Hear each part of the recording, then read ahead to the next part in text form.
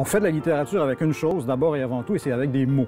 Alors, quand quelqu'un travaille en études littéraires, ce que je fais, il est nécessairement, continuellement obligé de se demander quels sont les mots qu'on utilise. Pourquoi ces mots-là et pourquoi pas d'autres mots? Pourquoi ces mots-là à cette époque-là en particulier et pas à une autre époque? Donc, pour moi, les études littéraires, c'est parfaitement lié intimement, organiquement à la réflexion sur la langue. On ne peut pas faire autrement si on fait des études littéraires. Donc, si je m'intéresse aujourd'hui autant à la langue, à son rayonnement, à sa diffusion, c'est parce que c'est mon matériau même. C'est mon objet d'étude quand je travaille en littérature et c'est mon outil. J'utilise la langue pour transmettre le fruit de mes réflexions, de mes recherches, de mes travaux, qui sont en littérature ou en matière de langue.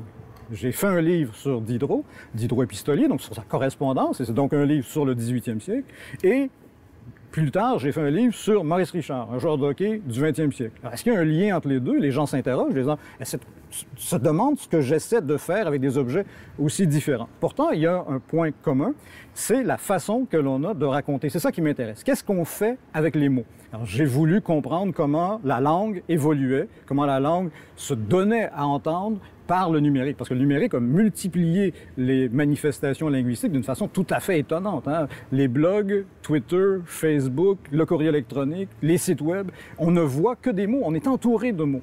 Moi, je suis de ceux qui pensent qu'il n'y a pas d'appauvrissement, qu'il y a simplement une transformation, et que cette transformation, elle est liée à des moyens techniques. Vous écrivez pas de la même façon un texto que quand vous écrivez une lettre, parce que vous n'avez pas le même support, vous n'avez pas le même outil.